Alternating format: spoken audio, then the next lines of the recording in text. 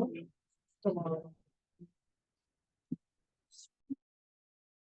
are so glad to see you all here today. Wow, I started a little bit late, but that means we'll have more fun. Welcome, welcome, welcome. My name is Glenn Richardson, and I'm happy to be your host today for this event. As we get started, I want to thank the center for hosting us today. That would include the Cultural Program Manager, Richard Morales, who is no longer here. Also, Brittany Maldonado, who is the center's event coordinator, and none other than Bruce, who has put all the glue together to hold this event, make it happen, and be Bruce Marco. So, welcome. Why a summer solstice event, you might wonder. Well, back in our early days, probably 87 or 88, one cold winter day in December, I believe it was our late member, Reginald Harris. Yes, maybe very much. We have a reading to celebrate what we were doing. That was, and still is, to celebrate preserving and acknowledging the substance of our Black, gay, and queer lives. He was thinking about promoting our work, our writing, with a reading on the shortest day of the year, December 22nd. He believed that showcasing our work on that day would bring some much needed light, our lives, our legacy into the world on that darkest day of the year. And that's what we did. And after that successful outreach, we decided in the following year, it was so much fun, let's do it again. So we decided to celebrate that goal in the summer, during Pride Month in New York. That same hope, that same dream. And so here we are, so many decades later. Oh. We got a dynamic program with featured readers highlighted in the program that I think you got, and open mic presenters, including Robert King. Wow, what a program. Sit back and enjoy. Let's get started. Rice-Gonzalez is a writer, LGBTQ activist, co-founder of BAD, that is the Bronx Academy of Arts and Dance, and an assistant professor at Costco Community College. He's the author of the award-winning novel, Chulito, which received recognition from the American Library Association and the National Book Critics Club. He co-edited From Macho to Mariposa, new gay Latino fiction that his writing's been published in over a dozen anthologies and journals. He's a fellow of McDowell and Land Foundation and PEN America's Writing as Activism. Please help me to welcome Charles Rice-Gonzalez.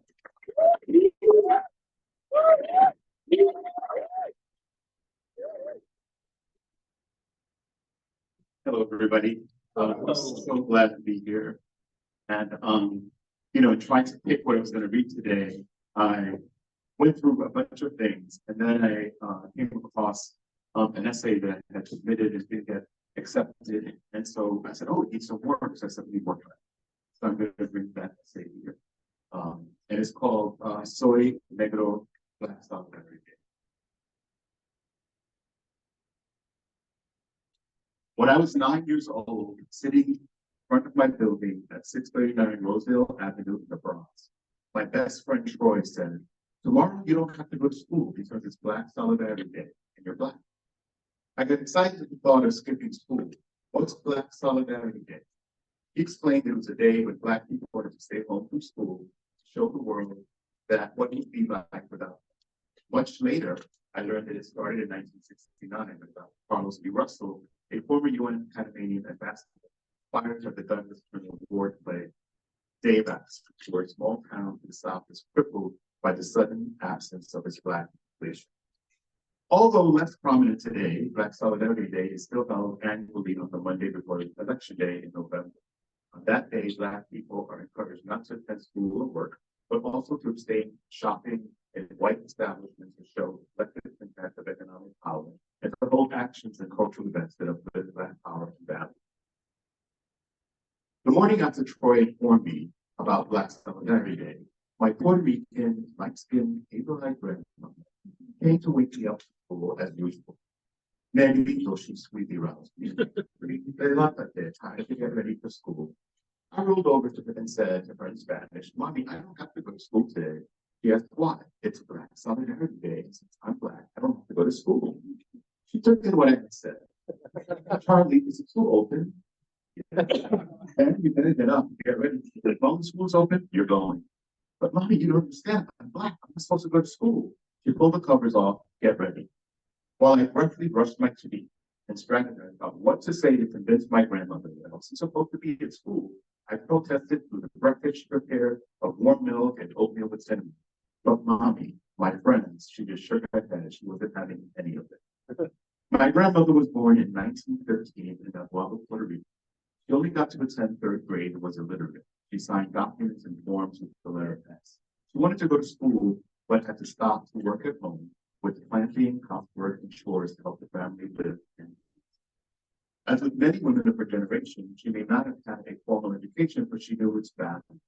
She was also wise and insightful, even though I was questioning it throughout that entire Black Solidarity Day morning. When I told my friend Alan, who was Puerto Rican and who had hazel eyes like her and like skin, and he looked more like my grandmother than I did, that I wasn't supposed to go to school on Black Solidarity Day, he said, "You're not Black, you're Puerto Rican."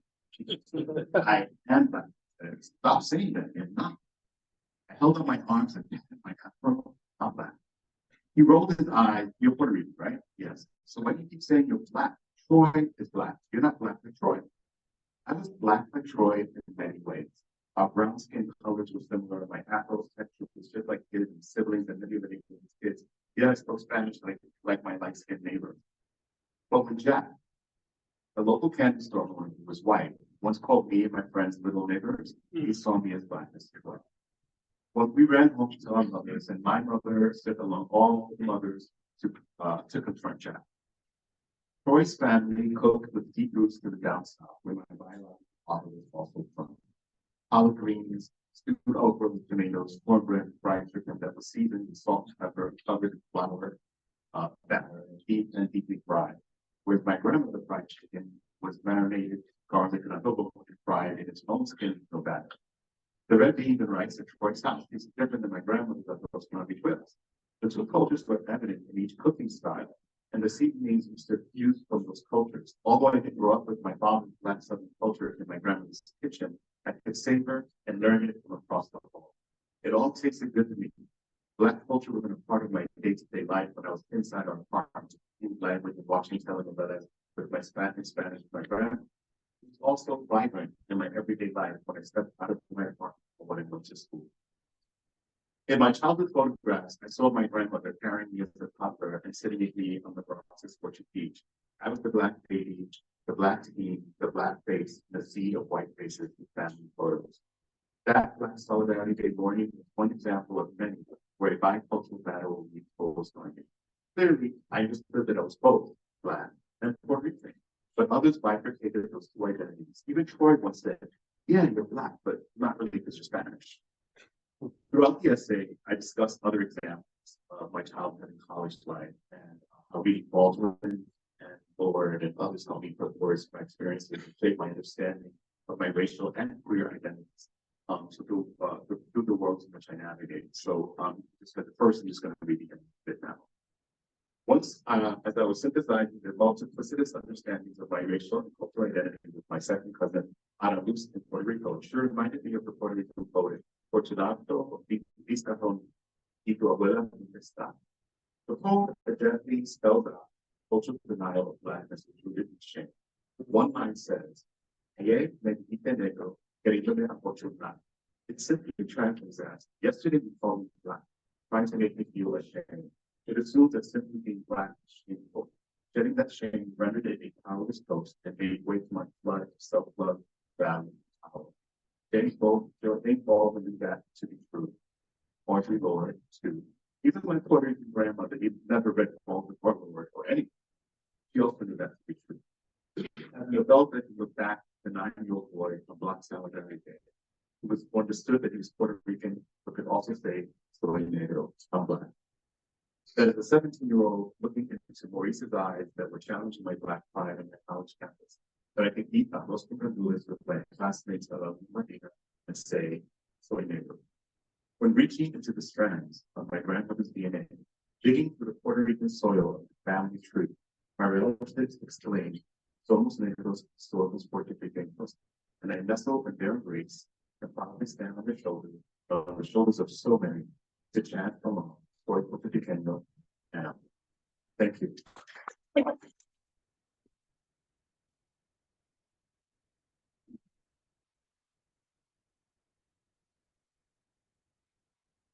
Help me welcome our next reader to the stage, Anton Nimblett. He is the author of Sections of Orange and Now After. He recently was featured as Poem of the Day at poet.org. Anton.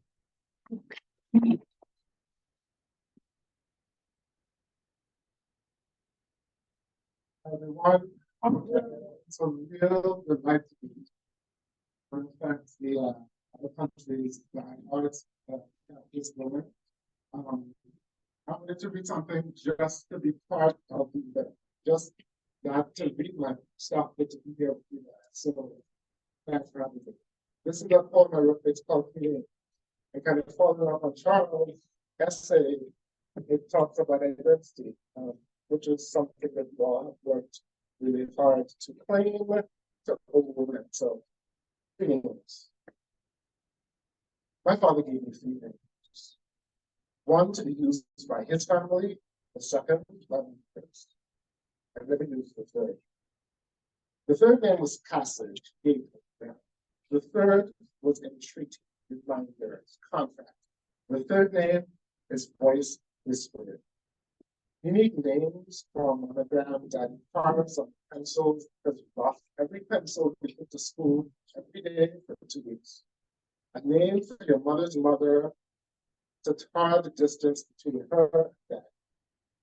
Seal lines sharp as rocks between nose of king, even after the finish. If your passport, one for your report card, one to use as an initial before the other when you go to college. A new name from Catherine taught you too much about fun, raised the bar too high for men to follow.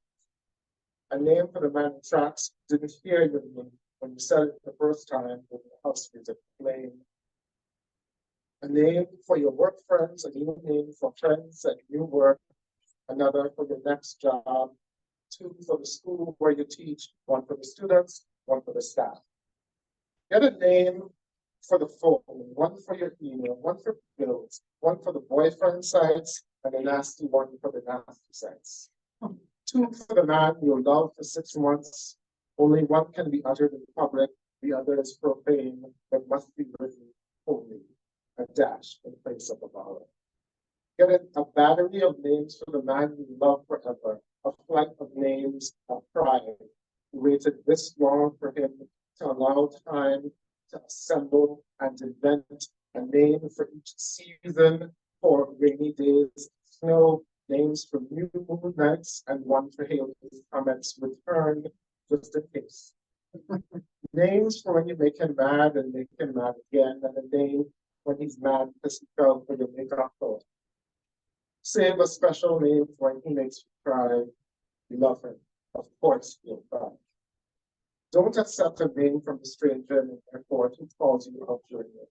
Instead, return 12 names in 13 languages until her ears ring at her phone. Don't take your name in vain. Don't take your name for granted. Don't take your name on a slow boat or on a road paved with good intentions. Take your name to church on Christmas Eve. Bathe it in mud on South Key on Tuesday morning. Take your name on interplanetary voyages launched from a copse of views in Fort Lee Park. Take your name to the river, wash it in the water. And if no one knows it, tell them your third name is first. In a list as long as time, hot as burning cane, pure as holy water.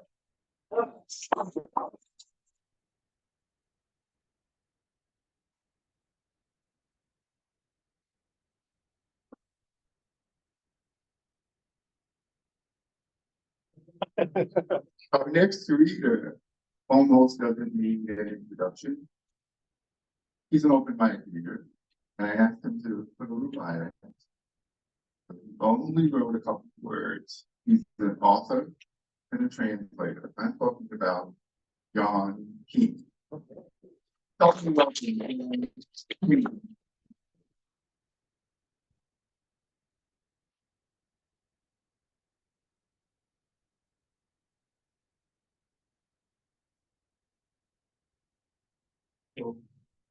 Here, let's basically thank the countries for hosting this reading. And I'm actually going to dedicate the reading to the writer Sheilah Mabry. That was a beautiful person, an amazing writer, very important to me. And part of that was to be piece from Brother to Brother by another writer, very important to me, starting out like other countries. Baker. This is called Brothers and Loving Brothers. Some people remember Baker. Yes. Was a poet, publisher, and also books languages. It's like one thing. Whole story. Sit there. Brothers, love. Respect yourself, my brother. We are so many wondrous things. Like a black rose, you are rarely to be found. Our leaves intertwine as I reach out to you out. Precious gem, black pearl that warms the heart, symbol of ageless wisdom, that derives strength from the touch of your split together, rays of light. Good men of color, adorned in shades of tan, red, beige, black, and brothers born from the same person, brothers reaching for the same star. Love me as you eat, love me.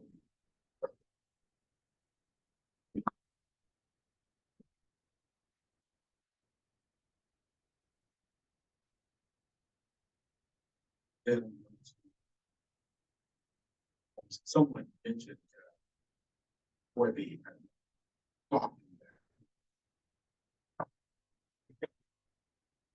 many of us, so this poem is we're set in Boston. Called the Haymarket no longer the Haymarket. The Haymarket no longer slings back black with 2 a.m. as the doors close. These days, like Napoleon's Sports Bohemia, zone itself is almost pure miracle. But it was already dying to hear Jennifer Holiday wail, and I'm telling you, enjoyment remarked how far she's fallen since the killing of John Dream Girl. Reconnecting with her audience base is one way of putting it, and she missed not a single touch over that microphone, song after song, sweating for her spanking mouth worker as men stay to and from the shade front box stage. That was the night we tore out my throat over my words with an X, who referred to me a hard years. Its first encounter was tail forward. Then later I observed sneaking out of Kelly's to avoid a Brooklyn ass whooping. I want to remember that night, 2 drag queens tall as my side, down in front of the dumpsters, curling pumps of pigs like gladiators, and a carnival size crowd swelled the line, facing the glass, and cruising, watching the battle with Warren offered play by play, knowing the full team, the Johnny off, doing a snappy grin, swing the barrel, laughing like this velvety brow, reintroduced himself to me. We hadn't yet moved into Love's house. But that melee too occurred summers before, when that club still felt new as a gift, alive, dangerous, but not as bad as it wanted us, and every man met all but name and face got deleted and never seen again because he disappeared. It's wrong not to conceive of the spot of ragged, married lives with the shadows that only right here in the club's corners. We drank too much, danced too much, but learned that someone else might hook up with at past. You stepped outside of a ride and missed no taxes. But what I'm hearing you all do the back to Western Avenue for less than 10 hours. That is different midnight Boston break.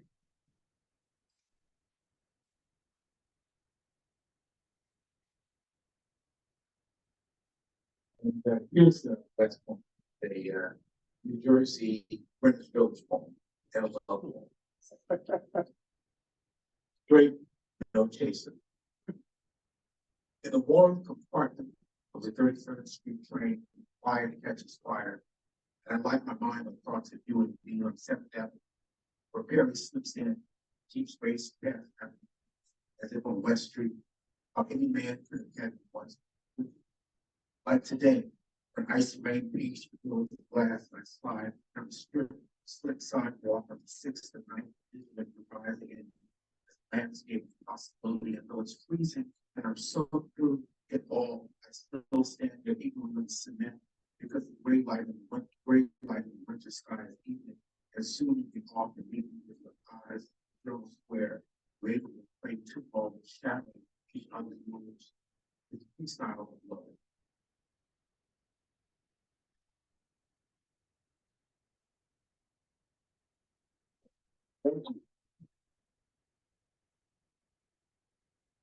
Honest reader holds a bachelor's degree from the University of Massachusetts, Boston, and a master's degree from the Hunter College School of Social Work. He is a proud member of the National Queer and Trans Therapists of Color Network. Sheilah is a graduate of the Academic Institute for the Family's Foundations of Family Therapy and Gender Family Products.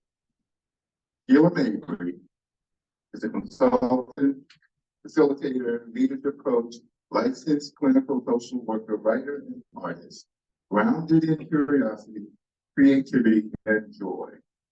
Sheilah believes in the inner resourcefulness and resilience of people to work collectively to transform systems. Help me welcome, as a Black, bisexual, and cisgender woman, she centers equity and anti-racism in all of her work.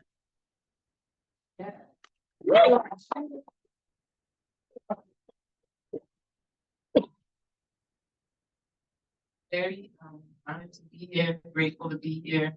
I keep remembering that it's a blessing to see you all. It's a blessing to be able to walk. It's a blessing to do a lot of things that I'm able to do. And I'm in this stage of my life. I'm 62, and I'm always thinking about like, it might not be able to do the things I can do. So I just really try to take advantage of everything I can. So I'm just gonna read a few pieces. One is something I'm working on too. So I can't imagine what it would be like if I didn't have the choice to not have a child or not have children, to make that decision. So I've been thinking a lot about how, those rights, being taken away from us, like rape. So this is called As We Birth Ourselves. It's not that simple, lying on the table, counting backward from 100, never making it to 95. It's not that simple, waking up in a room full of strangers, groggy. You try to pull yourself together, burst into tears, pain, relief, and uncertainty. Cookies and ginger ale soda, a prescription for pain, another to water infection. A Kotex between your legs, you hardly able to walk. They call us baby killers.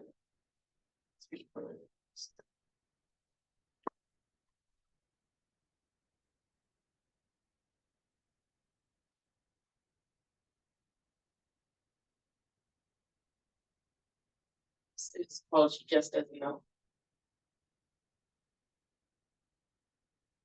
If I spit, scream, slap, punch, kick her, I'd be wrong. Dance over and trip her accidentally. She's doing all these things too. She doesn't even probably can't see this young white woman on a holiday night and somewhere else, dressed in blackface and Afro wig, red lips dancing what she thinks is black. If I spit, scream, slap, punch, kick her, I'd be wrong. Dance over and trip her accidentally. She's doing all these things. But she doesn't know.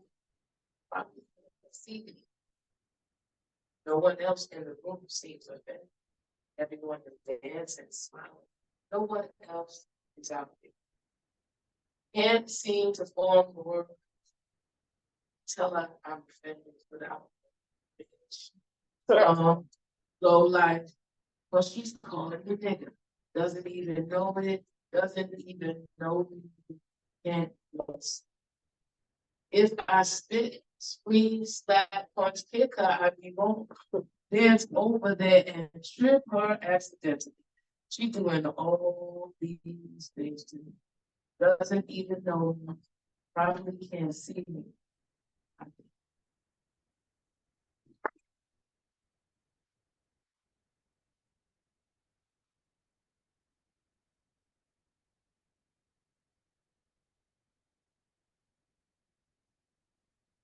This is something important.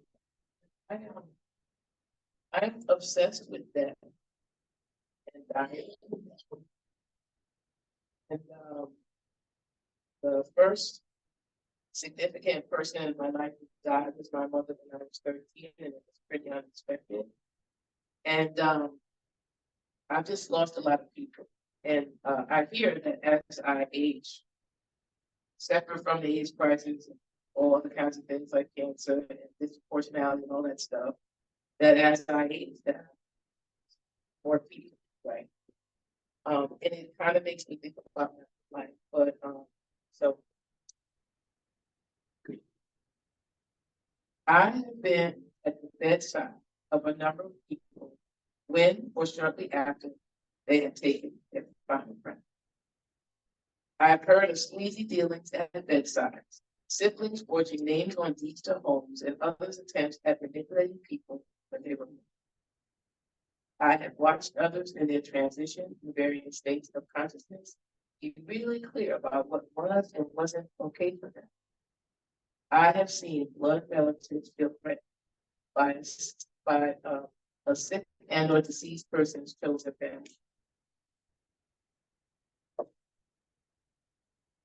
I have gone through dead people's things, dead people who I loved, dead people who have known me and loved me, dead people who I miss.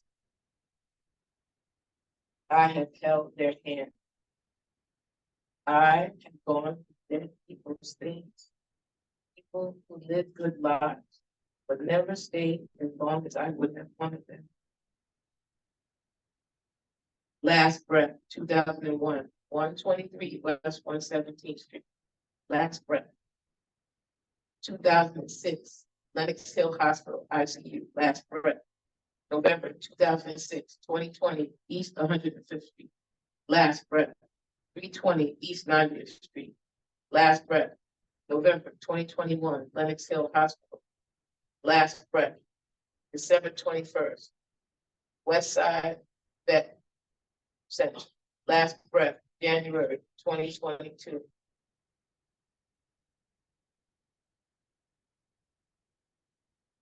Columbia Presbyterian Hospital. Last breath, March 20, 2022. Pearl Animal, West 55th Street.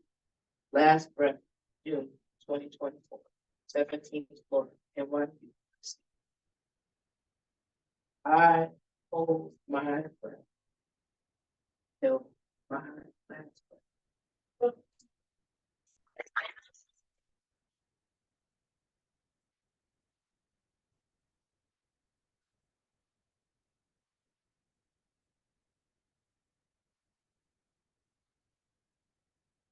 Help me welcome our next reader, David Barclay Moore. He is a gay African-American author and filmmaker and the 2024 Bellagio Fellow, awarded by the Rockefeller Foundation.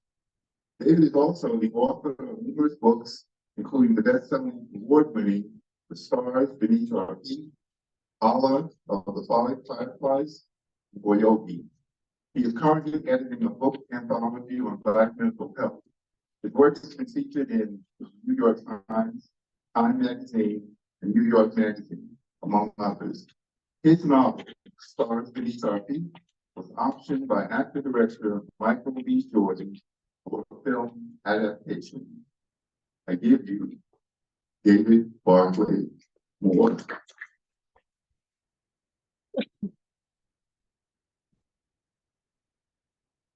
You guys hear me? What? Testing, 1, 2, 3. You have to hold it. There it is. Hey, okay, so good evening, everyone. Happy Pride. And happy Summer Solstice. And also happy anniversary to wonderful countries. Put this together. And they've done so much, over the years and created so many safe spaces. It's a privilege to be here with all of you and to be reading with such distinguished writers. I'll be reading an excerpt from one of my short stories, drawn from my longer forthcoming short story collection featuring Black men throughout space and time. So it's different. One of the stories takes place before King Henry VIII, and it takes place when slaves come to New York City back in the day. Others take place like 100 years from now. They're all different dialects and vernaculars in this respect. So this story, though, that I'll be reading an excerpt from is called The Harlem Bitch Queen. And it's set amongst a young group of Black gay friends living in Harlem in the 1990s. And I'll begin in the middle of my short story, a hot summer day, much like today. And my main character, Drew, is cruising another man at the old H&B record store that used to be on 125th Street in Harlem. And just for background, Drew has just uncovered that Drew's boyfriend has been cheating. So the Harlem Bitch Queen, this is, there's much more. This is the middle of the story. There's much more to it, much more kind of developed themes on remembrance and regret. But this is pretty much just the sex part of it. So the Harlem Bitch Queen, the next one. Hottie stood there reading the back of Prince's Love Sexy CD, wearing a muscle shirt and khaki cargo shorts. He had the legs and the arms of life. His skin was a beautiful topic with a slight reddish tint. Drew imagined the summer sun that brought out the red. The hottie's hair was cut low, but not bald. And he had his favorite lips, those pretty pink lips, plump and full. Drew sucked in a deep breath. You know something? Drew suddenly announced. How about that same CD and you can't fast forward through it? The hottie turned toward Drew. He settled on him for a moment, then repositioned his body so that he and Drew were more or less facing each other. The hottie threw Drew a mischievously horny look, which seemed to communicate, really, that is the most fascinating news I've ever heard all week. That's fun. Yeah, Drew continued. I bought that same CD, and you have to listen to the whole thing continuously. Like, you cannot press pause or anything. It's crazy, but that's Prince. Interesting, replied the hottie. And then, in his most grave 9/10 compliment manner, are you a Prince fan? Drew nodded. That was my nickname in high school. The hottie smiled. The man was ever a smile, so bright it could light up 1,000 football fields at night. and make 1,000 dicks stand up in the bleachers. Drew shifted his weight a little, so his own hard on would be obvious. Well, not too obvious. Mr. Body of Life nodded at Drew and asked, "You got other than Prince?" He smiled and smiled again. "I'm Andrew. My friends call me Drew." And Heidi had Drew's ass wide.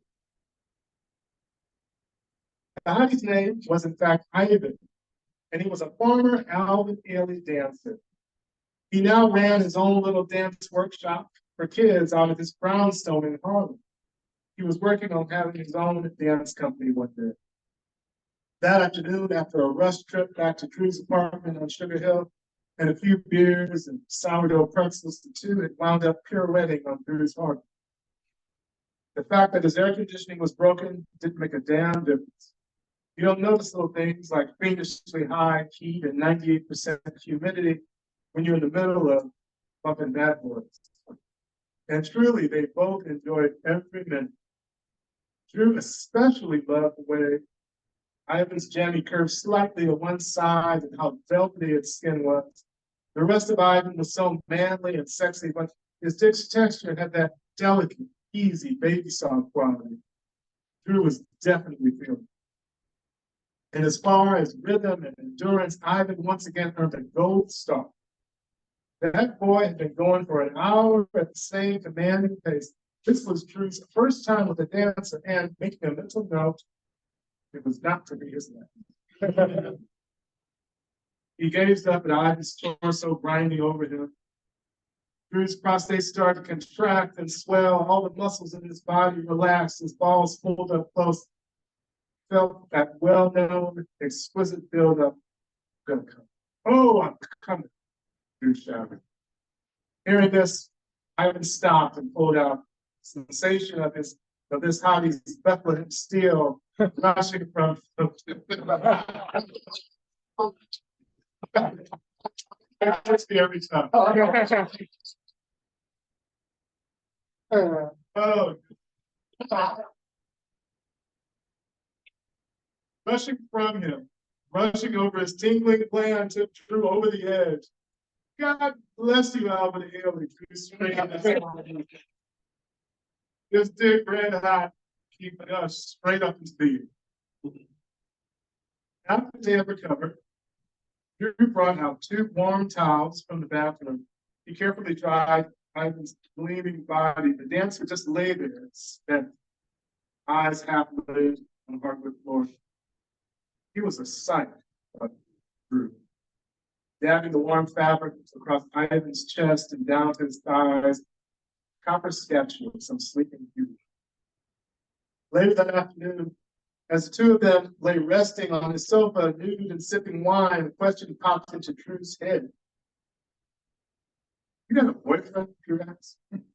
Ivan laughed. "Now you ask?" I don't. "Okay. Did you?" Ivan asked.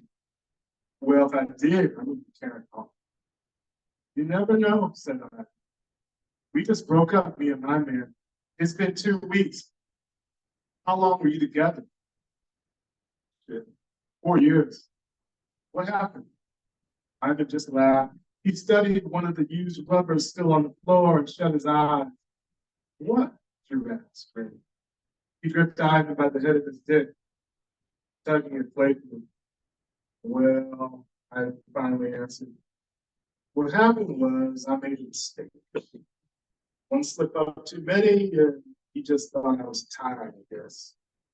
That was the end." Drew asked, "You were fooling around?" Ivan nodded and took another sip of Chardonnay. He carefully placed his wine glass back on the floor near one of the rubbers. Now the dancer ran his eyes across Drew's ceiling. Drew sighed. "That'll do it," he said, remembering his own recent challenges with old reliable. Ivan went on. "I didn't mean to. It just happened. That dude who I messed around with wasn't nothing. Just sex, you know." And then Ivan had to dream of it. "I love you. Still do. You know?" Sure do. Sure do. And the next, thank you.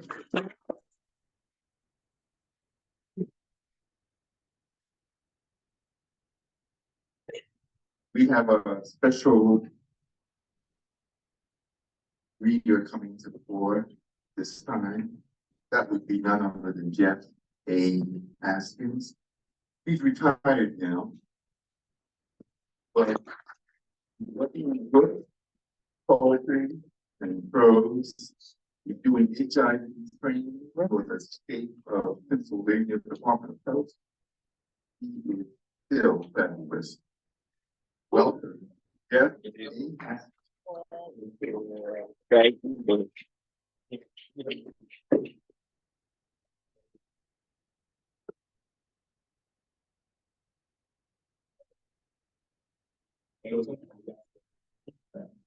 So I bring you greetings from Philadelphia, the city with the first woman mayor, the 100th mayor. And I bring you greetings that in this building is where I really started to do my work as a poet with other countries many years ago. And one of the persons in this room that from other countries, I got a godson, and my godson is here today. They simply can.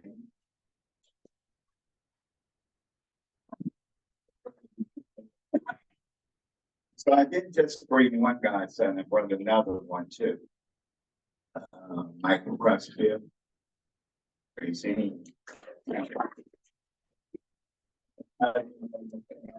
way of South Carolina, Bird. Jason had never heard his father's poem read.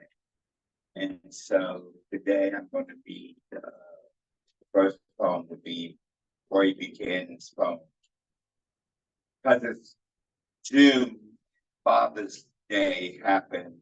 There's a lot of things going on with people and fathers, especially.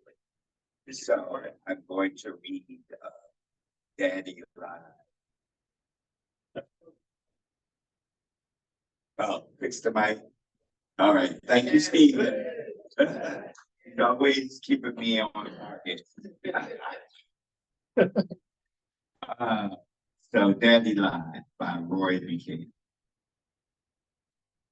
My daddy taught me I must be perfect. I was weak if I cried. I had to know everything, that feelings only get in my way. My daddy told me white men don't like me. Then he drank until I knew he didn't like himself either. My daddy pushed me to be better than everyone else, forgetting to tell me I could set my own standard instead of working toward theirs. My dad talked to me, but never told me how he felt. Never seemed to care what I felt. He only talked about what interested him and told me to look the rest up in the book. My daddy showed me that being a man meant being aloof, catering to white man dreams, raising kids that didn't understand until they were 30 and then didn't want to. My daddy lied to me, but I forgave him. He lied to himself too. His daddy taught him.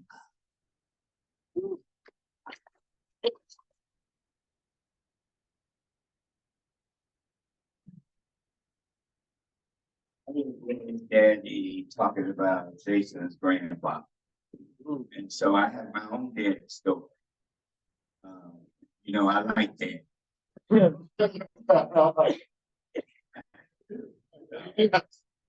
For that, as you can tell, in this building is a place where Rainbow Repertory Theater started. Yes. And many times we do it.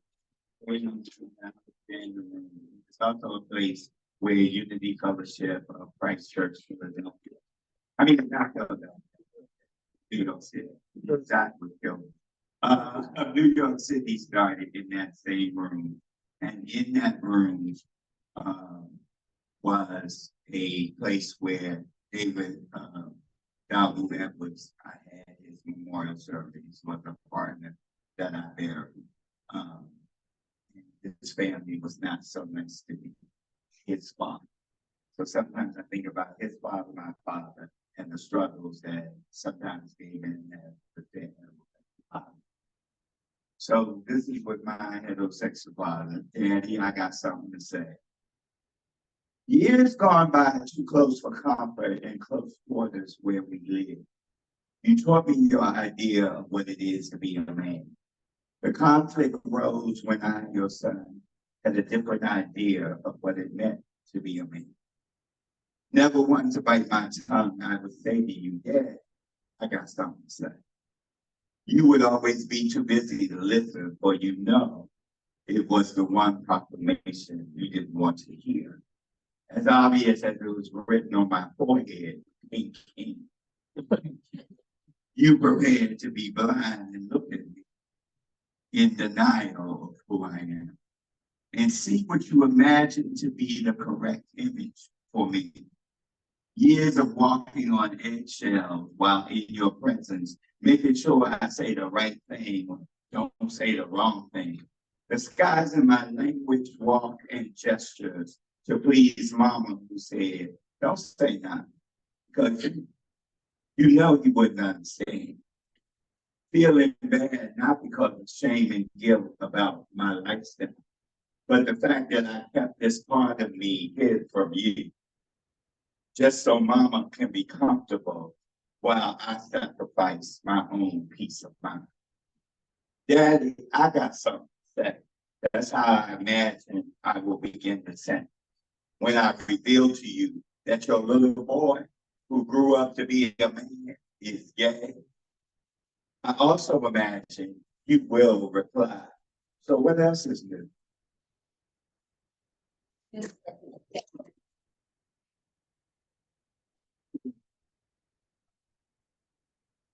Roy Buchanan got me a job at Minority Task Force on AIDS, and one of the persons that was there or worked for that was Craig G. Harris.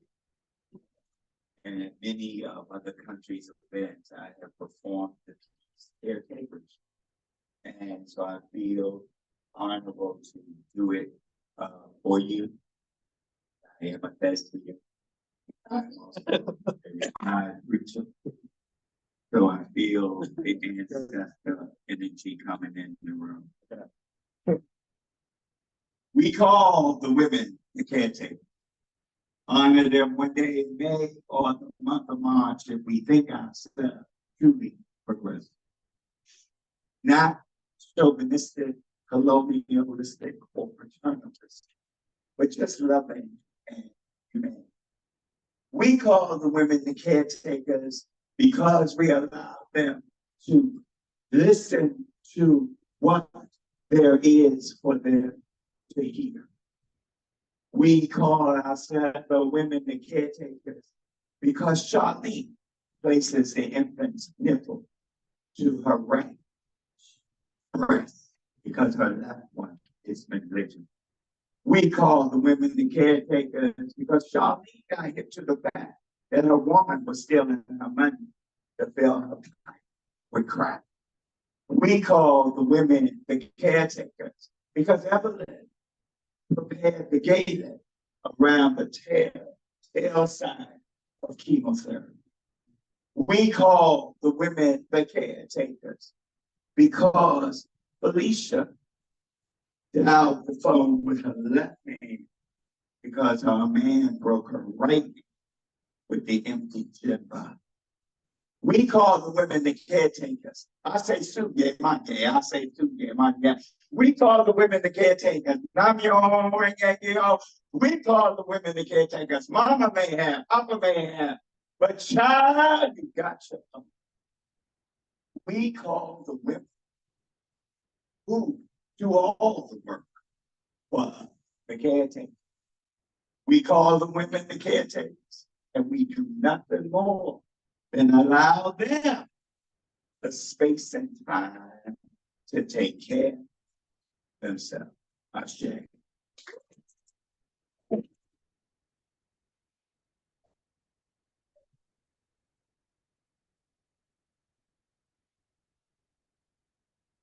help me welcome Sir Rodney, sir. Hearing everybody. Writer, archivist, member of other countries in the 90s. Oh, there goes the camera. What an entrance.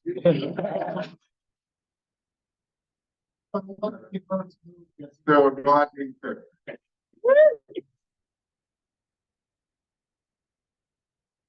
Different here. Last week.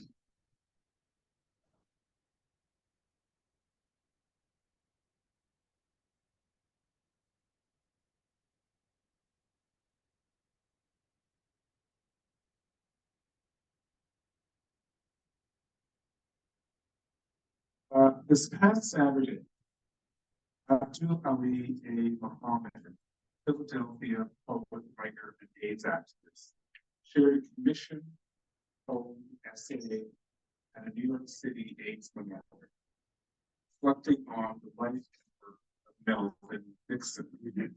Melvin Dixon's sister, Gina, and her family attended the event. Now, it's kind of long, and I was told to keep things down to 4 minutes if I can. So I won't be reading the whole message. That's divided into 5 sections, I believe. But I'll be reading the last 3. So this is the first go. I just printed it this morning, so we'll see how it goes. A body that dies. A body is born, then a baby, a body grows. A body is loved, then a body hurts. A body dies, then a body is born. Then we are bones. I love us bones and grizzle love fat blood. Fall off, black blood. I love you in the morning salt taste, love. I love you like love that you've never loved before. Futurity love, like we ain't supposed to be here, love. That love. A body to love when you have nobody to love. Reanimated body whispering, I am soot made mud into moans. If I had the spoons, I'd be glowing red balloons. I am in your stories, deeply buried, made to glamour in varnished rooms, swept under your feet. Sweet, I am sweet. I live in a pantomime times where microphage and dentric cells were in me. I am memory, come to reflect on the boundless archive of neglect. I caught your eyes gazing, love on me. I tended cells of my rebirth, take pride in my body waves. I never hid love's path. My body changed territory. I was washed with the glitter of 1,000 black bags. I'm on the cold and pastness. Time has a way of looping in the cold, the warm, and the hot like fire. Our work burns hot into the minds of the possible grief. Tell the truth. Grief is heavy like Itham's grief. Girl, bulbous and magnificent, I'm magnificent. And you can do is wrap your arms around it. Feel its warmth enrobe you. Let it live in you. The aliveness of sorrow, the sorrow of being alive. Salt, the sweat, the wail. Like rivers, all I see are faces. What is there to be done about memorial, exalted, death mourning on green clouds, the death knell rattle now. Our double cremation caused by the sexual gender of subjugation and our blackness, the white supremacy of the maelstrom, of gray normativity binds us. Our collective resistance to black deviance as a T for remedy freedom, has displaced us from record keepers' gaze. There is repair for streaming the hearts of our wayward ancestors, coming together a mighty river of magnificent energy. We are the water that washes the pain away. We are the water that remembers their joy. We are the rivers of ceremony. In the rivers, remember source. Remember them, and melting the summer in this important.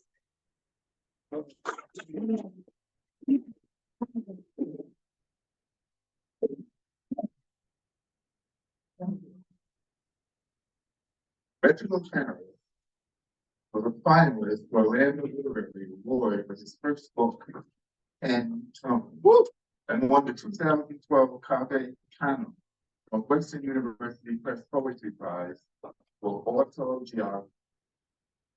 The member of the National Book Critics Circle, a recipient of the Individual Artist Awards for Poetry and Fiction in Maryland State Arts Journals. His work has appeared in numerous journals and anthologies, including Other Countries Anthology, Voices Rising, celebrating 20 years of Black, lesbian, and gay, bisexual, and transgender writing. And This Is the Honey, an anthology of contemporary Black poets. Help me welcome Reginald Harris.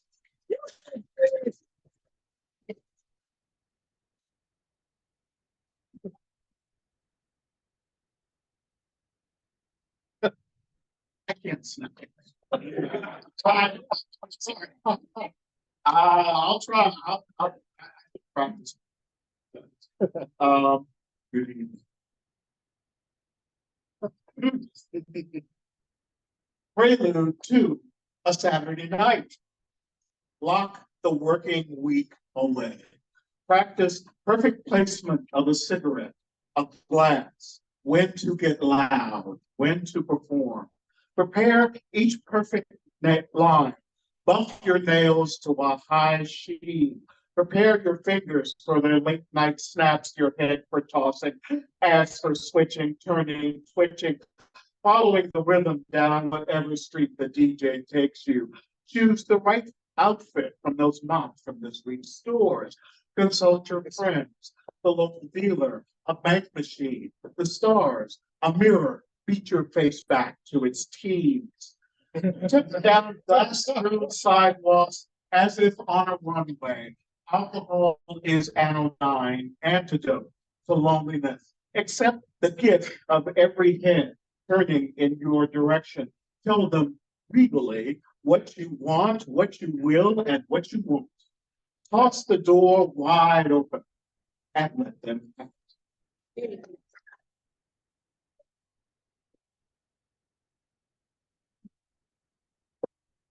I want to thank you all for coming. I also want to thank other countries very much for asking me to be part of this. Most people get tired of hearing me say I'm from Baltimore. And amazingly enough, I managed to find some copies of the other countries' anthologies there.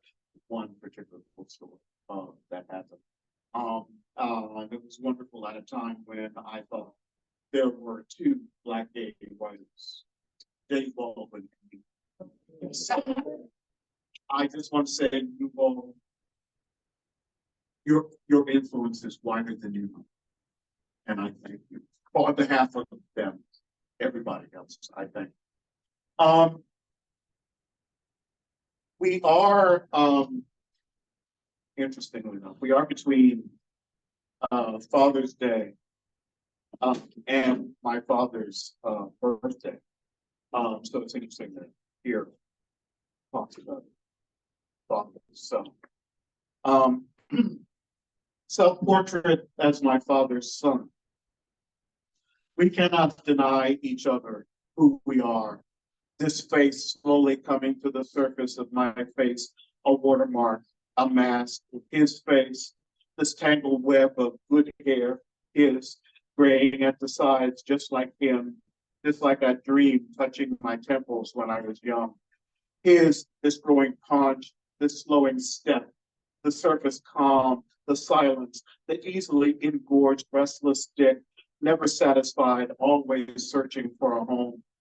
Mon semblance, mon père, mi espada, mirror, shadow, horizon, cut us and we bleed music, seesaw, sperm and discontent, twin weary avatars of loneliness, silent and distrustful. Infiel, thee and him, just as easy with a smile and smooth seduction, just as quick to close a door, shut down, turn off, walk away. It's him. It's him. This is him, I think. I know. This is me.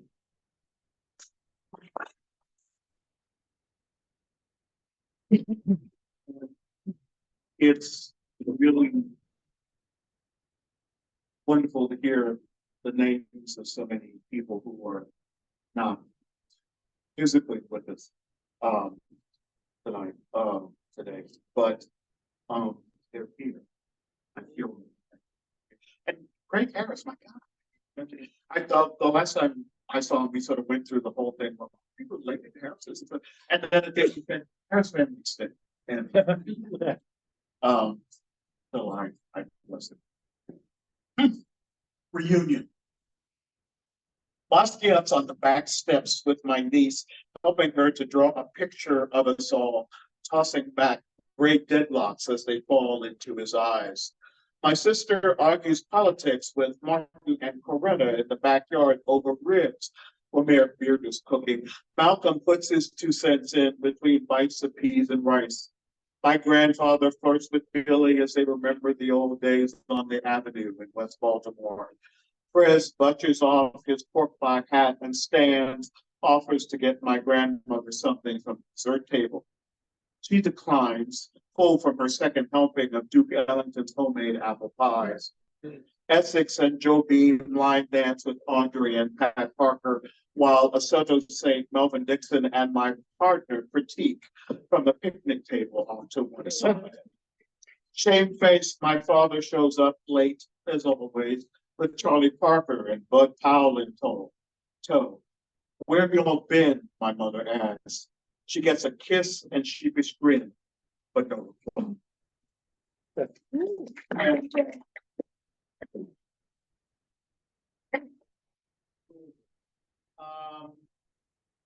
I would think. I still, well, at least still start with paper and pencil, so all this electronic stuff. A little awkwardly. Once again, thank you very much. And I also want to say while I'm talking about yourself, you know, find something we look for is that I have the honor of being part of an amazing collection of Black gay people in one of the oldest poetry journals in America, Poetry Magazine. And I know that 100+ years ago, when Harriet Monroe conceived of that, she had no idea that there were going to be so many Black fags in her beloved magazine. So I can hear the spinning in the grave. It's really wonderful. It's a breeze. It's a breeze. No. But there it is. You want to? No, well, I might have to. I just want to. Here's I can find what I should look at. Thank you. But anyway, coming soon to a book story that you please buy as many as you possibly can. And thank you for being able to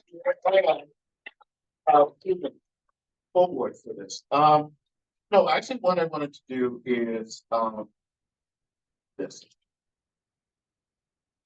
I wrote was once upon a time in the middle of a series of untitled love songs. You just look like, oh, okay, this is a love song. Okay, play to its four, or I'm just gonna number it. But this one actually does have a title. It's called Versatile. Or Versatile. Versatile. Why can't I be the lover you leave me for? Both the man who fucks you into wars on nights when you're working late, and the aging metronome gasping you into me 2 or 3 times a week, depending on schedules, as agreed to on the conjugal calendar. Steady, dull, he who takes out the trash, an unpredictable flame that sears off clothes and inhibitions when you hit the door. Faithful and unfaithful, spouse and side piece, all rolled into one. I'm versatile, the one you leave your wife or husband for, the husband wife you come home to. Amen.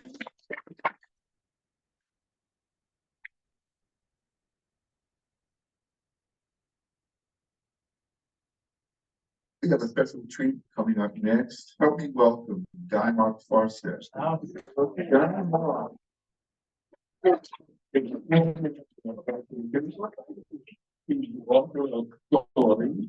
Collection of the rest of us, and he lives in Maine, teaching literature. Diamond Farset. Thank you.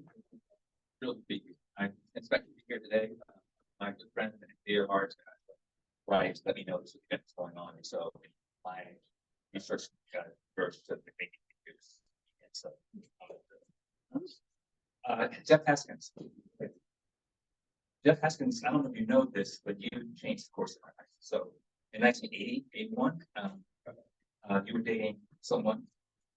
And you went to say that again. I went to a performance of that play, and I stole your man. I'm embarrassed still today, but we were together for 4 years. It was fantastic. But what happened in that time, that young man and I, New York City from Washington, D.C., and I joined other countries at that time, around that time. And at that point, my life really changed dramatically. Before that, I thought of myself as a black man who was gay, or a gay man who was black. Other countries made me think of those two things together. I became a black gay man. And it was really powerful because I learned to think differently, feel differently, affirm myself differently. And the lesson that I learned was people gone and present still stay with me. So I thank you, Jeff, really.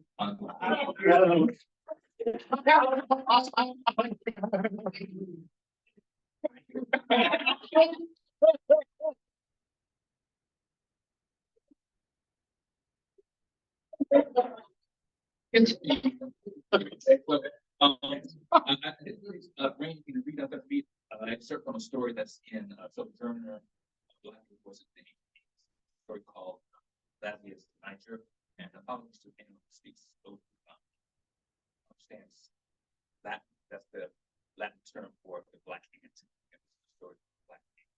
I have 2 stories here, Black Ant and Legacy. And the story sort of deals with anxiety, fear, panic that was around the era that we were trying to think about our HIV status. Yes. That stuff. So this story was broken through those issues. Then if you have a time, I'll continue to let you know. Can you give me some kind of signal? I'm 4 minutes, but I'll do this. I'm going to don't worry.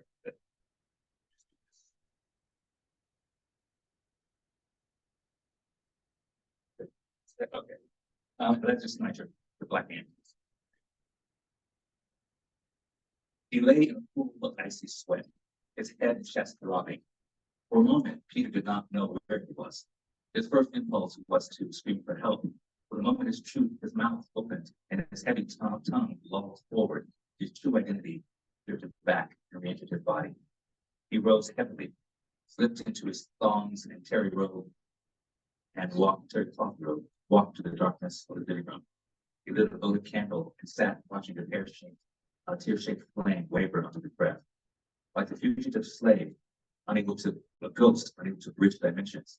The eye could not bring himself to touch the telephone first, inviting me on the arm of the sofa. Ring me now, Quentin had said. I don't give a fuck if it's 3 o'clock in the goddamn morning, motherfucker. If you need me, call me. You bet your sweet ass I'm gonna call you. He picked up the Rolex watch he had purchased with his final check from the young and restless and strapped it onto his wrist. It was 4:32 a.m. Too late to call now, he thought.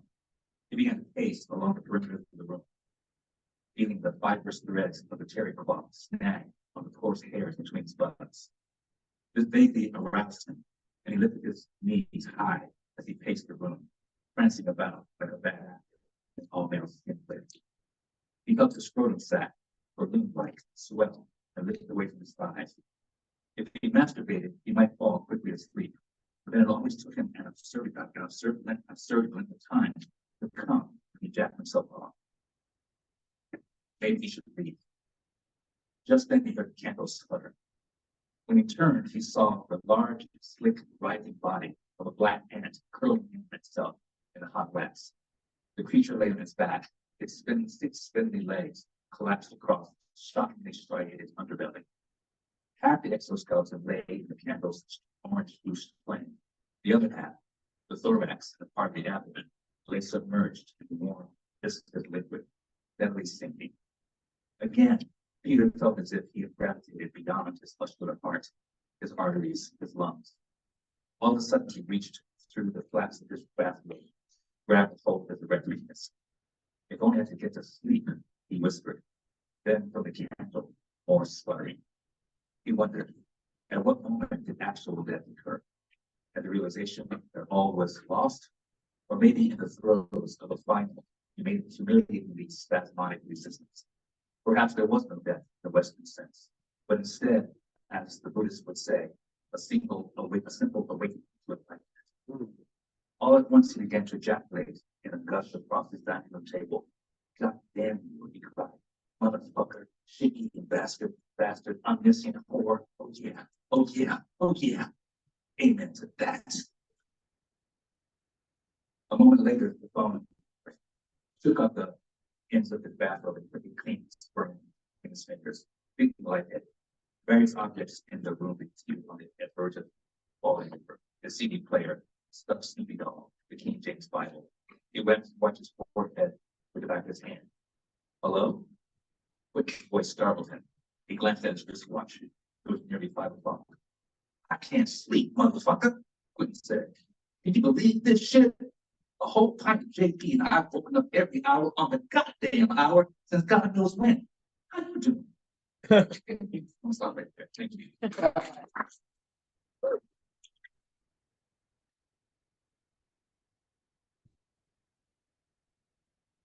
Special treats come in twos. Our next reader is Terrence Taylor. And he is a longtime member of other countries. And so he has written everything that you should be reading. But most importantly, he's the author of Bite Marks, Blood Pressure, 100 Stories for Today. Hey, Terrence Taylor.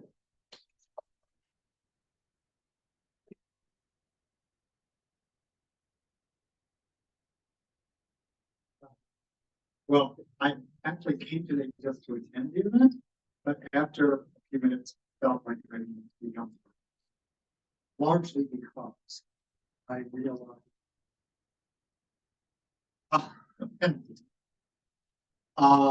that there were so many people, I was reminded of last year, of other events who are no longer here to do what we do. And I felt compelled to for them that speak because they can. And that my still being here is largely time that should be spent doing the things that they cannot do with it. In 93, the hospital PCP pneumonia, here at Parker 6 years at ILA's. And I went to the night, hospital, I'm on IV, and I ended up on. But largely out of hospital. And at one point in the hospital, I went to the back and looked at myself and looking like death, one that was very barely. I had to make a conscious decision. I said, I either can follow or I can stay. And I looked in my eyes. And I stayed. And I started looking at career in the hospital to get myself to nutrition. I built myself up, and by the age of 50, I was back to New York. And I had a story in print that the first start brings. I had a novel that I started in the 80s that I was finishing.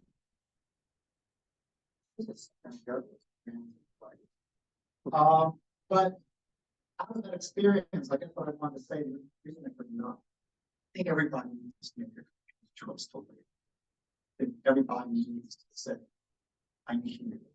There are things I want to do, and I'm going to do it. And I started writing seriously in 47. I had new anthology I'm going to read briefly from that. Getting into this was one of the most astonishing things in my life, and it's not the end. So I always tell people it's never too late. Those things you always want to do, just do it. Just start. You never know. I've done things in the last 68 to 50 since I made the decision. Anything of significance that I value in my life, everybody stops at that point. None of this. So this is the story I did for the Jordan Hill anthology. It's a long story. I went into it. Pages called Your Happy Place. And it was a story that was basically largely based on the 15th Amendment. And it said neither slavery nor voluntary servitude, acceptance of punishment for crimes, wherein the party shall have been free, shall exist within the United States for any place subject to their jurisdiction. Which means that the reason we have the largest prison population in the world is we have institutionalized slave population. That pretty much works. Martin woke up and smelled of blood and the click and work precision machinery still felt like block and fingers. He felt like something partially big, monstrous, and inescapable that somehow reminded him of his job. He shook up. Just a nightmare he barely recalled. Now he was there. Sunlight filled the room, and his eyes opened to a new morning that pushed weird memories out of his mind. His wife was asleep next to him. He pulled her closer. She moaned softly and pushed back into it. This was his wife, not the bad breed, whatever. He grinned, anything else forgotten. He was in his happy. They have an argument, same things that work he wants to do something about this story. At work, his daily duties were simple. Shuttle prisoners back and forth in their cells to rooms downstairs, where they were connected to machines that fed new memories into their brains. The process gave them more skills for life after they served their time. He didn't know how it worked. He wouldn't have understood it even if anyone thought to explain it to him. All he knew was that the last aspect of the experiments in prison. All the prisoners who had volunteered reduced their time, like him. Martin was serving 10 years for doing a non-violent felony that had qualified him for working release instead of the people. Things were ignored inside, he applied. He sold it well. If the process worked, prisoners got skills that would otherwise take years to master. From laying carpet to legal aid, all learned while they slept. Society got that more productive methods. Even prisoners who into the classes left with the benefits of long-term study. Martin got a steady job at home with his family. It seemed like a dream come true. Except that after a few months, Martin noticed that not all of the prisoners he took down made it back to their cells. Some he saw the next day, some never again. Once he noticed, he couldn't stop seeing more and more about the prison that seemed wrong. He'd been told not to engage prisoners verbally, except to direct their leaving. His charges never said much of the session anyway. Just followed orders by the eyes away. That they suddenly had brain it. When he asked one of the white coats back, they shrugged it off as a temporary side effect. That made him wonder what really happened there. And the more he wondered, the more he needed to know. After class, Martin said, he didn't expect a response. He opened the cell and the prisoner inside stepped down. What they teach you down there, bro? Man was smaller than he was, older than Latino. He looked up at Martin for a moment as if unsure what was expected, then back to the floor. He shuffled down open. Martin sighed and followed. If Vanessa could see this, he thought, he'd understand why he had to give up the truth. It's quite nasty. And it goes from there. It's a very layered story. Writing it is largely coming over the years. They nurtured this seed that was planted in seventh grade by my English teacher, going to my teacher, and all my years of school age. And this room, the people I met, no longer all made all this possible. Thank you.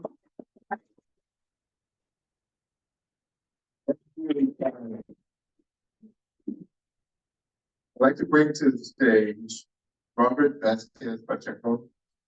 He's the New York Gay Free type or board member. First Puerto Rican Board.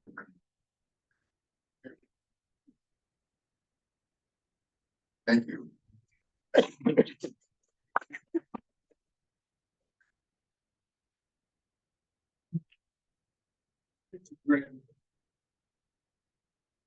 Another poem.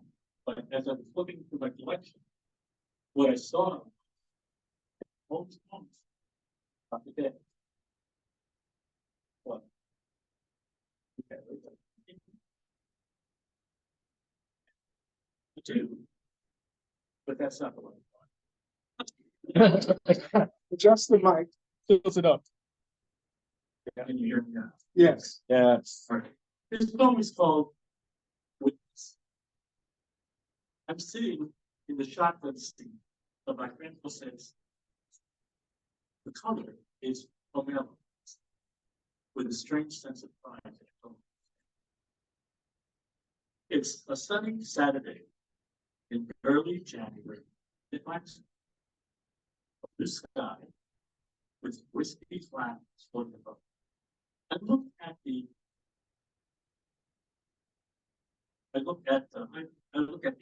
highway that stretches ahead of us, miles of black asphalt, beating on the road.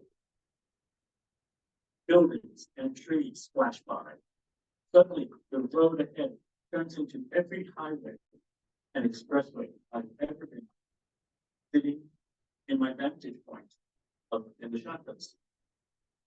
It's all these thousands of miles of roads are overlaid one over the other, causing a jumble of cars, buildings, streets, locations, and in every one, there is Robert sitting there who experienced them. All of them. So it's Robert throughout the ages. I look out at this jumble, that essentially creation, and then the light changes.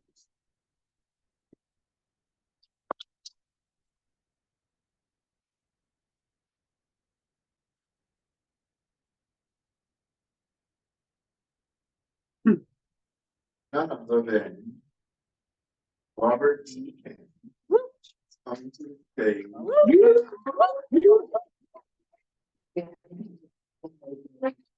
Writer in New York City. He enjoys writing about Black and queer people. Holds other countries together. Let's welcome Robert E. King.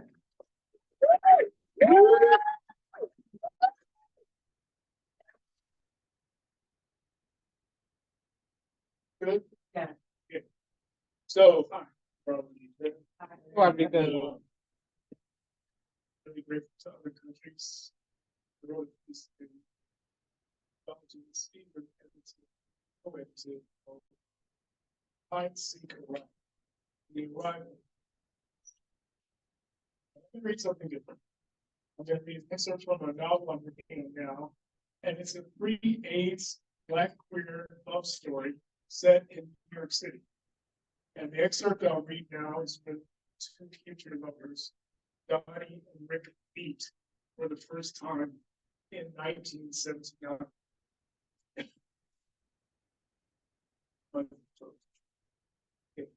Better days. The gay club on West 49th Street was not what he expected. The dance floor was plain but large enough, shimmering under spotlights. And an androgynous person filled the air with flowing arms, leaping from one pool of light to the next. Black and Latin women of all shades and sizes, wearing their sexiest outfits and best faces, lingered, sipping cocktails and looking ready for anything. The DJ mixed jazzy riffs and R&B hits with hypnotizing disco beats. By twos and threes, men filled the dance floor. Better Days was growing in Rick. He swayed with the choir while cruising the congregation for his future love. Three fashionably dressed people caught his attention. Two striking black women with baby curls, relaxed hair, and gold hoop earrings fawned over their escort, a stunning man with a short outfit. His nose was as broad as his smile. Mid-20s for his guest, but age was secondary. This brother was a breath of fresh air, wrapped inside well-creased leisure pants and a tapered, long-sleeve shirt unbuttoned at the top, revealing naturally sculpted brown-black skin. Rick tracked his every need. Donnie felt content, glad he had let his baby sister and her classmate Noemi tag along to his favorite party. He used the bouncers, security crew, and bartenders and slapped palms with several regulars. He also huddled one brother who quietly asked for a date through smiling, lush lips. Donnie promised to call. Noemi and Linda pulled him to the dance floor and navigated through the couples doing the hustle or bump and a line of friends performing the bus stop. They pulled him into a three-way freestyle of swivels and slides. His masculine physique and feminine ease turned heads. At the top of the next song, Donnie separated from the young ladies to dance alone. He scanned eager, single men posing around the dance floor, but stopped searching the instant he spotted Rick. They locked eyes. Donnie smiled. Rick hesitated. As he walked to the steps to meet Donnie under the lights, his skin screamed. This could be it. This is it. This is it. And the voice in his head insisted there was nothing to fear. But he did. This could hurt. My name is Rick, he confided, so close that his lips grazed Donnie's ear. I'm Donnie. Energy pulsed back and forth between them, excited synapses of one mind. They started dancing. Rick's desperation and Donnie's confidence clashed in awkward moves, but not for long. Surrendering to the music, their bodies quickly synchronized in groups each hoped for when he first saw him.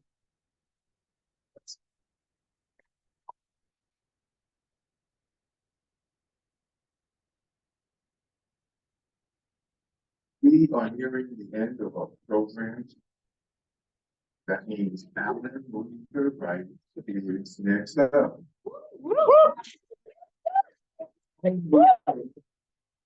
So this is like the speaker of the New York City Council. His own works can be seen in the anthologies of Riverfronts Beneath Us, Voices and Writings of the Griot Project, Black Gay Genius, Answering Joseph Dean's Call, The Land of Award-Winning Works of the Road Before Us, 100 Black Gay Poets, and Sojourn, Black Gay Voices in the Age of AIDS, as well as the first Other Countries Black Gay Voices. He is also proud to have shared the stage with his other countries' brothers, many of us are here tonight, in a number of readings over the years. Joined him at several marches and protests, and stood beside him in the Marlon Briggs film, I give you, Alan Luther Wright. You know, I realized that I have moved 21 times since I angrily left my parents' house on icy December nights in 1980. And when my husband Wayne and I bought a house a few years ago, hey, sweetie,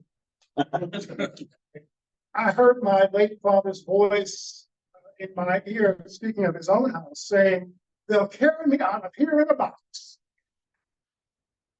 Confronting my own mortality in that way prompted me to write a few stories that were ultimately published in that anthology that Doug Cooper Spencer produced.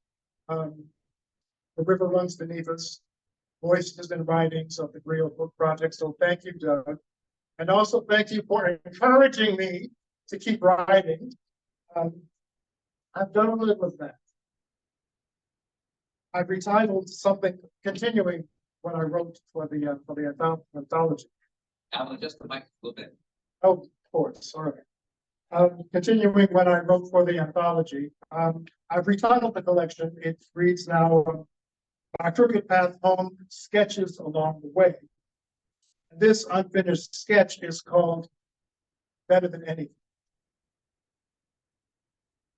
Better than Fawcett Dizzy, better than Count Basie's band, better than Rollins and Coltrane, better than being on the stand, better than Ella Fitzgerald, Miles Davis News, better than Bill Evans ballads, better than Joe Williams blues, better than hearing Lady Thing or checking in at Monterey, better than anything except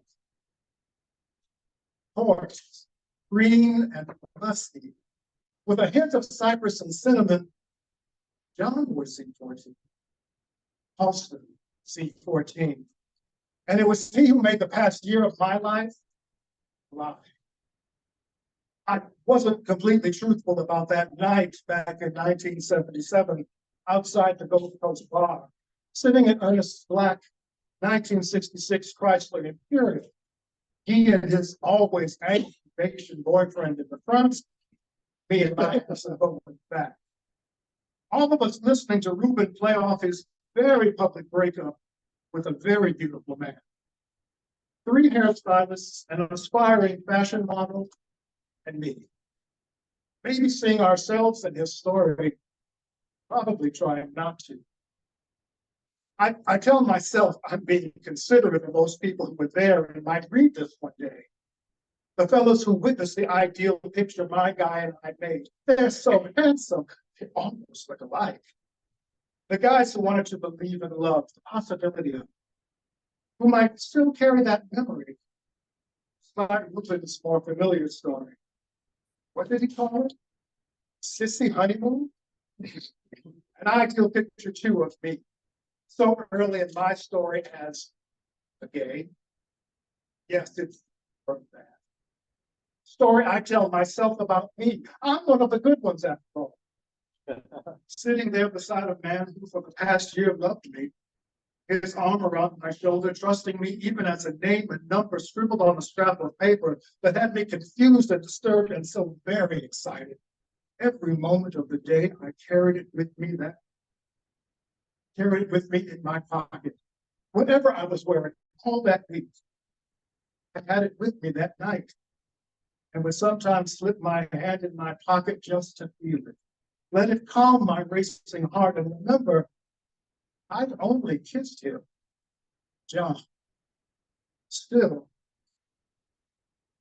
all these years later, there's still some guilt over the callous way I soon broke up with my handsome boy.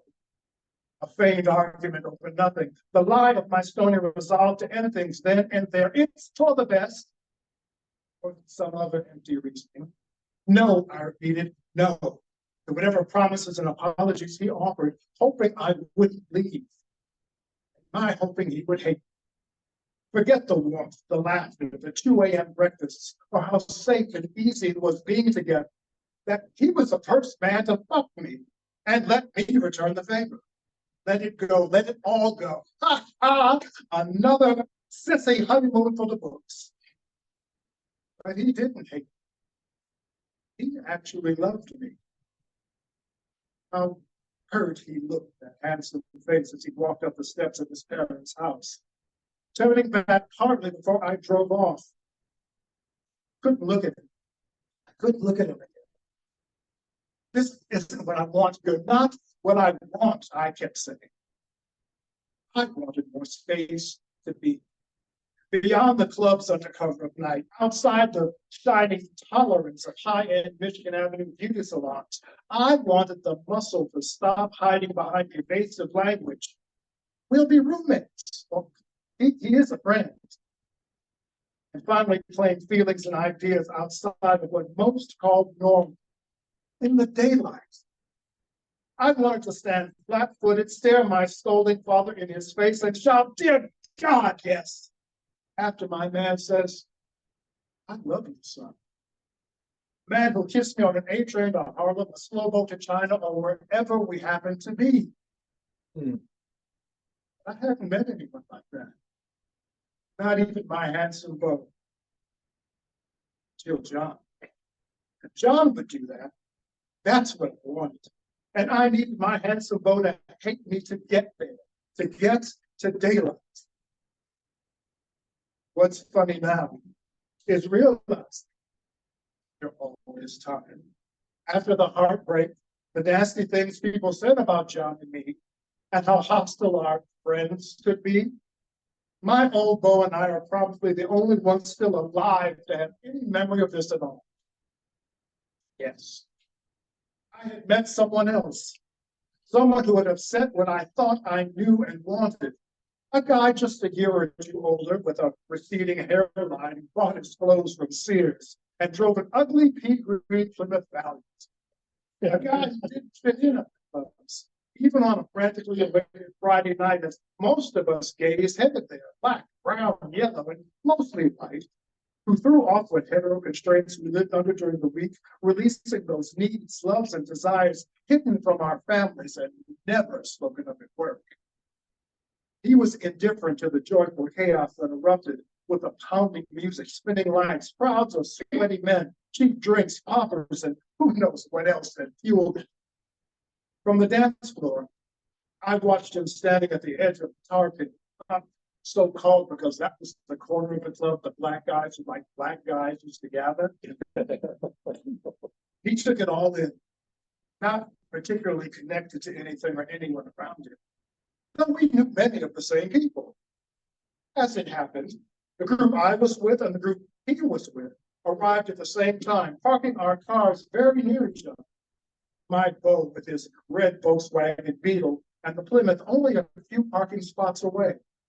Then all of us piling out onto the street, eager for a night of drinks and dancing, our meeting a delightful forecast of the festive night ahead. As his group's driver, he emerged from his car last and was the only stranger to me. There was a moment, just one, before he was completely out of his car and locked his door, when our eyes met that shook me. When there was no reason that it should have. I didn't know this man. I'd never seen him before, but in some way, I felt I'd stumbled, as if there was a crack in the sidewalk, or I misjudged a curve and needed to right myself before anyone else saw. Other than him, I quickly turned away. And as the 7 or 8 of us made our way around the corner to Broadway Limited, joking and jockeying for attention, ready for whatever the night may bring, somewhere in the chatter, I learned his name was John. Nothing he wore was least bit stylish, as I had readily learned was absolutely necessary to be accepted into this new tribe. Not how now 20. I'd let myself be made over a few times.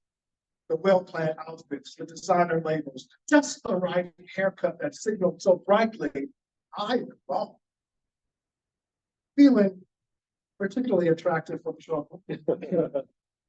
But with his long sleeve, plaid cotton shirt tucked into casual khaki slacks, a washed-out bomber jacket, and white Converse high tops, he looked more like a substitute gym teacher, or maybe 6th grade social studies.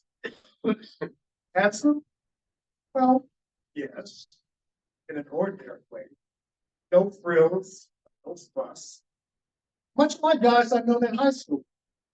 There was no gasp, no quickened heartbeat or gnawing self-doubt, as there'd been when I'd met my hazel-eyed boyfriend, with his perfect complexion, sandy, fashionably cut curly hair, and that thin gold pocket knife dangling from a chain around his neck, nestled against his hairy chest, while standing at the edge of the club's dance floor, casually smoking cigarettes.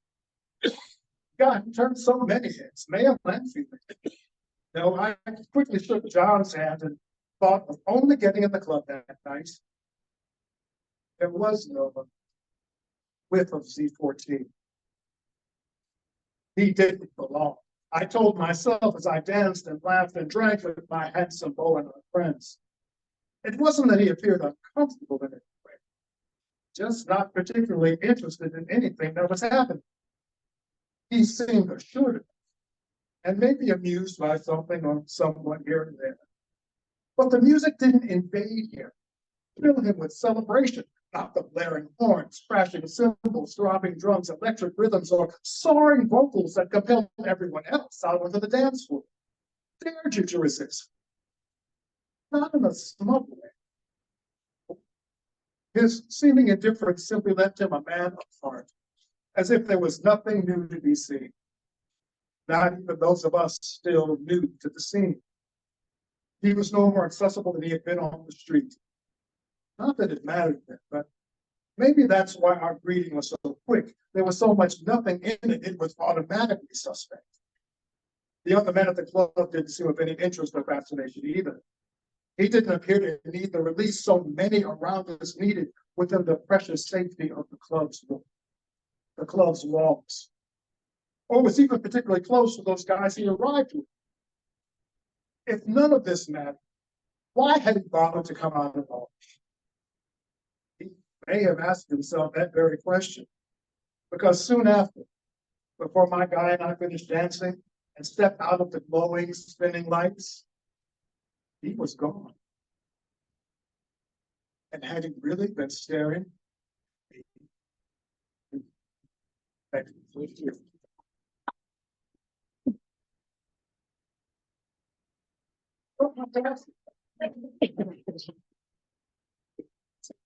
Well. We have actually run out of time. But you know that old saying, forgiveness rather than permission. It may have a couple I can throw out. We are actually at the end of the program. And the organizing and Kevin and Pat and Robert have an opportunity to say something they would like to right now. I think Kevin is coming to the stage. Everyone knows Kevin Magruder.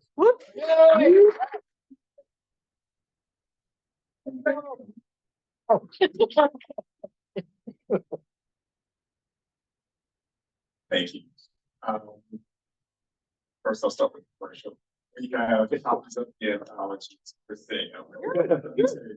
And if you don't want to buy them tonight, you can the Fire Press, which is a small independent press that I manage. And I want to link that the first and second anthologies were out of print for a while. And I was able to bring them back to print in 2022. And think about why that was important. It really touches on some things that Reginald Harris was saying about the anthologies. And there's an introduction that Colin Robinson wrote. I think it was a draft for Sojourner, and it wasn't published in that. But he talks about little boy who could move up Mississippi, finding that book, reading it by flashlight. Is based on. Yeah. And that's, we don't know who's playing this work. It's important. And I think, so what we talked about, in 2005, I wrote an article about the history of Black art collective, which preceded other countries. and in other countries. And lately I've been asked to talk about that. And in doing that, people have asked me, well, why is this thing? What is this? Sort of pride program on this past month. And I mentioned that story about and but it also it's not just looking at the past. That article was called To Be Heard in Print, Black Gay Writers in 1980. And that title comes from letter to carry out to other countries. When I joined in 92, so this is before my time, when they were debating children up, and he was saying, we need to be heard in print, because that's how we're going to do. And that is important, but I also think it's looking forward. Well, you may be familiar with the poet, Claudia Rankine, and she has a poem called Weather. And there's a line, and what she's talking about is the anti-racism demonstrations of 2020. What was its purpose? And in it, she says, we're out to repair. We're out to repair. And that's what I think work is doing going forward. People understanding what we have lived through, what we experienced, but those who are not here experience, and the fact that we capture it is going to help repair the future. So that captures why other countries is so important. Thank you for coming.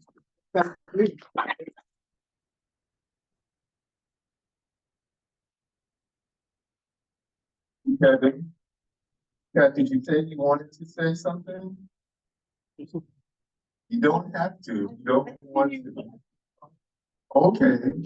This is Cat Cheers. Woo!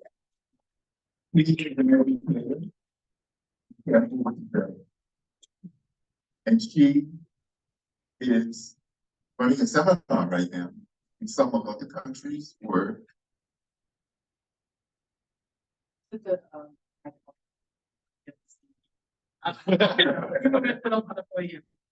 Thank you all so much. This is really beautiful to come together. As Lynn mentioned, I was inspired in 2022, so 2 years ago. I started a alternative educational space called Makeda School, which is focused on deep study of topics related to art, media, and humanities, but specifically through a queer and Black lens.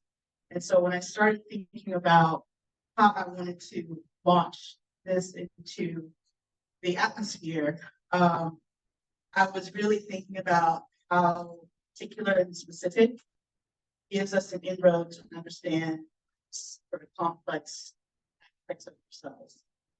And so I was inspired to build a seminar around the other countries' collection. I had a copy of Sojourner. I don't know where, at what used bookstore or wherever I found it, but it was actually like sitting on my shelf. And so I started looking through it and just thinking about how I could build a place for close reading, close study. I didn't know Kevin. Yeah, I really knew Stephen, and I was like, Stephen, I'm doing this thing, and he connected me with Kevin, and Kevin was just about to reprint the books, and I was like searching. I was like, I can't find like and I actually borrowed the Other Countries Volume 1 from Stephen to actually prep materials for the seminar, and so we actually just did the second run. Or actually have the last session is next week, but it's basically just coming together and doing close reading of works from both anthologies, but also works in conversation. And so there's like and Stephen and other people in here know that I also work a lot with archives. I do a lot of stuff around cultural production and HIV and AIDS related to the archive and Black lives. That's very important to me. And so there's we're working with the 1921 version of fire and Black Art Collective, prison issue, selection, as well as other things that are in conversation with the other countries collective. And so for me as a cis Black woman, I feel like I continue to learn and build bridges through communities that are often very fractured. And when I did the first seminar together, I didn't know who would show up. I literally was just like, well, I hope that people come. And people had a lot of things to say. They said it's not going to work. Nobody's taking classes anymore. And what market research had been done to know if anybody cares about that. And I just said the people who need it will come. And in that class was Kevin and Robert, Alex Fiallo, and like 7 or 8 other people of all different backgrounds who came together to read out loud. And I learned so much. I mean, having Kevin and Robert in the class dream come true because they were literally bringing in the stories. So we were like living in real time and doing time travel and speaking the names. And my entry pointed to this work starts in '93. I was in Atlanta and active in Atlanta. And so I didn't know Marlon Briggs like in 1993, but as a filmmaker, I started to know his work. And so for me, this is a lot about non-linearity, like it's about circles and connections. And just this morning in our session, we were talking about legacy and how important it is that we are here, that we're in this space. And so we decided in December 2022 to do the winter solstice, which had been dormant for a while. And so to kind of see the continuation of this work, and we've got big plans for 2024, we're planning on symposium with all kinds of things. So, the country's collective not in the cast, present, and as we just talked about, it's into the future. So we carry all of that with us. So thank you, Lynn, Kevin, Robert, for welcoming me. I didn't know that I had a place to really actually talk about this work. And so to have you all support and care and Stephen and other people in space who I also learn from and community with people to do this work with as much integrity as I can. I am so disillusioned.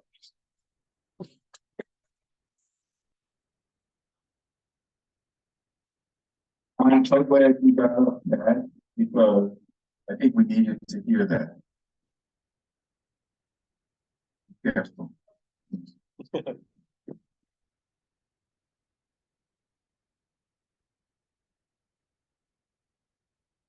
As you know, at this time, the program has ended. I'd like to thank the center and all the people in the staff for Brittany, Richard, Bruce, all the people who helped pull this together for us tonight. I'd also like to thank the featured readers we have here and the open mic presenters. You have made this day not only a pillar in the other country's tradition, but also a success. A success at providing a voice for the many challenges and triumphs we continue to share in our writing and in our living in this our place and our time in this world. Finally, I'd like to thank all of the attendees here, present, and those who continue to support us behind the scenes with their fraternity and their advocacy. Stay tuned. We are planning our next event in December. It won't be the same without you. Thank you.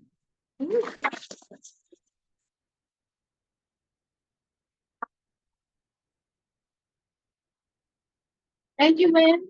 Thank you. I get to see you in person.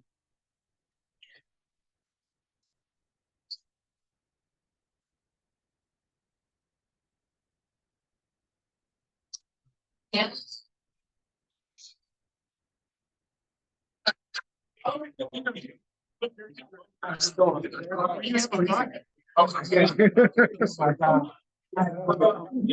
We're checking.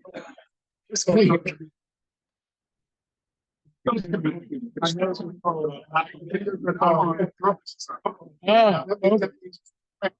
So how long have you been in this?